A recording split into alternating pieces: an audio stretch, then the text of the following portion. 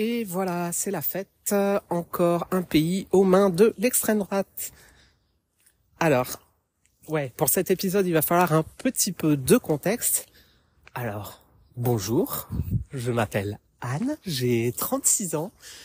Je suis une meuf blanche, trans, actuellement sans emploi et expatriée. Je suis française d'origine, mais je vis actuellement aux Pays-Bas depuis bientôt 1 an. Et ça va avoir son importance puisque je vais vous parler des élections néerlandaises qui se sont tenues à l'heure où je vous parle hier. Donc voilà, et où vous vous en doutez, les résultats sont pas ultra joyeux. Voilà, c'est comme ça que je les qualifierais.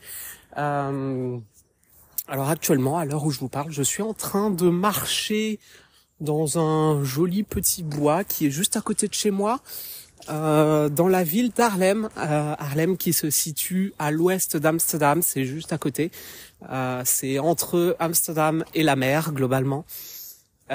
Qui est une ville, ma foi, comme vous pouvez probablement vous l'imaginer, selon qui suit un peu tous les clichés néerlandais en vigueur, qui est faite de briques rouges, qui ressemble un petit peu à Disneyland, voilà, et puis qui est pleine de vélos et de rues piétonnes.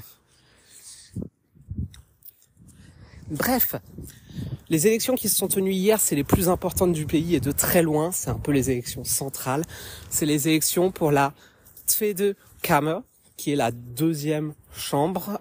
C'est un système bipartite et la deuxième chambre, c'est l'équivalent de l'Assemblée nationale en France, c'est-à-dire que voilà, c'est eux qui vont voter les lois. Et puis surtout, c'est sur cette répartition qu'on va se baser pour définir le futur gouvernement, qui sont des gouvernements ici de coalition entre plusieurs partis.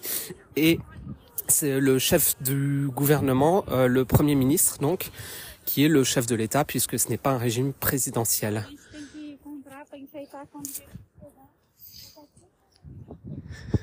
Le premier parti, donc, à avoir remporté cette élection et de loin, c'est le PVV, le Partij voor de Vrijheid. Vous pardonnerez encore une fois mon accent très approximatif.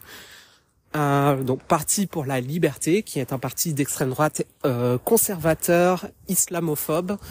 Je pense que c'est les termes qui le définissent le mieux. Ce qu'il faut savoir sur le PVV, c'est que ce n'est pas, contrairement à ce que son nom indique, vraiment un parti. En fait, le seul membre du PVV, c'est son fondateur, Geert Wilders. Vous excuserez encore une fois mon accent, hein, bien sûr. Ce qui fait que ce parti, entre guillemets, n'a même pas le droit aux aides d'État normalement réservées aux partis politiques. C'est pas vraiment un parti, voilà. Donc déjà, rien que ça pourrait être un petit peu choquant. Après, on se penche un petit peu sur les propositions de ce parti et on voit que son fondateur et unique membre propose des choses comme interdire le Coran, supprimer toutes les mosquées. Globalement, et ça c'est très dans la culture néerlandaise, il se dit pro-LGBT. Bon, en général, il se fout un petit peu du thé, mais c'est surtout pour pouvoir mieux taper sur les musulmans, évidemment. Voilà, même l'extrême droite est pro-LGB dans ce pays. Et plein de choses un petit peu surprenantes. C'est un parti qui propose très sérieusement l'annexion de la Flandre, qui est la communauté néerlandophone en Belgique, la communauté qui parle le flamand du coup. Et en ça, il rejoint les propositions des partis d'extrême droite belges qui souhaitent la même chose, la réintégration de cette communauté linguistique aux Pays-Bas. Je pourrais vous faire toute une liste de ces propositions, c'est vraiment assez aberrant, assez hallucinant. évidemment tout ce que vous pouvez imaginer sur l'immigration dès lors que ça concerne des pays dits musulmans. Voilà. Et le grand classique, évidemment, le départ de l'Union européenne.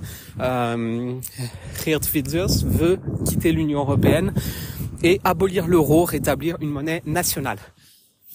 Ça fait beaucoup de choses, voilà. Je suis sûr que je liste même pas le quart des trucs aberrants de la part de cette personne.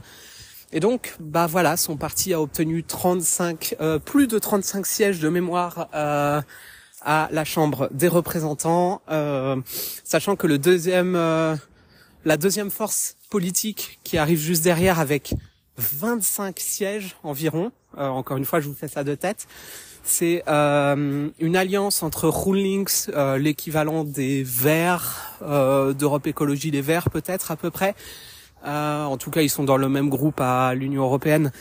Et le PDVA, qui est le parti travailliste, donc en gros la gauche tradie un peu molle.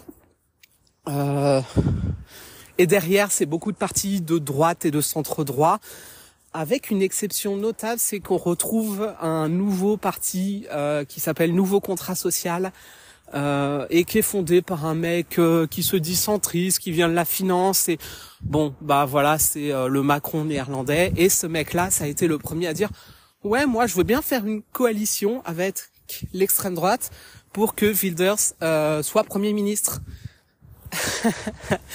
Donc voilà, le centrisme entre guillemets, comme d'habitude, on sait ce que ça donne et on sait avec qui ils font équipe, comme à chaque fois, parce que la plupart des partis traditionnels entre guillemets de gauche ou de droite dans ce pays refusaient de faire une coalition avec le PVV, ce qui empêcherait de faire Wilders de devenir Premier ministre.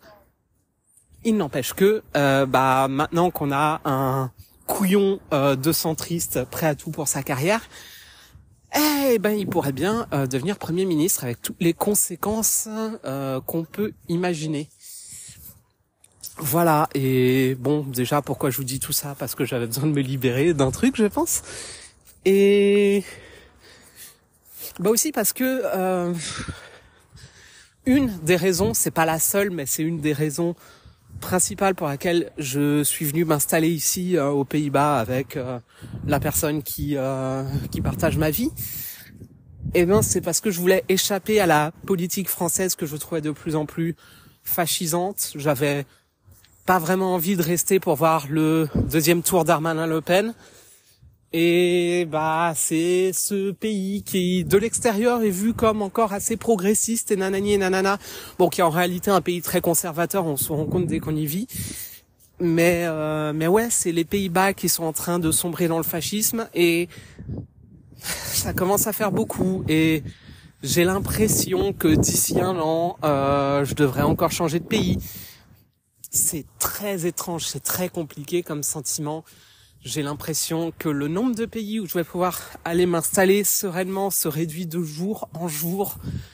Et voilà, c'est pas un épisode très joyeux, c'est un constat de fuite en avant. J'ai l'impression que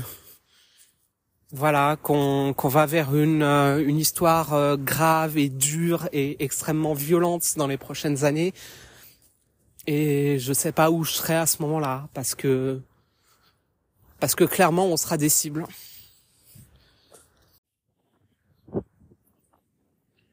Voilà. Je vous dis au prochain épisode. Je vous souhaite du courage, de la chance, de la sororité, de la fraternité. Voilà, on va devoir faire bloc, on va devoir faire communauté.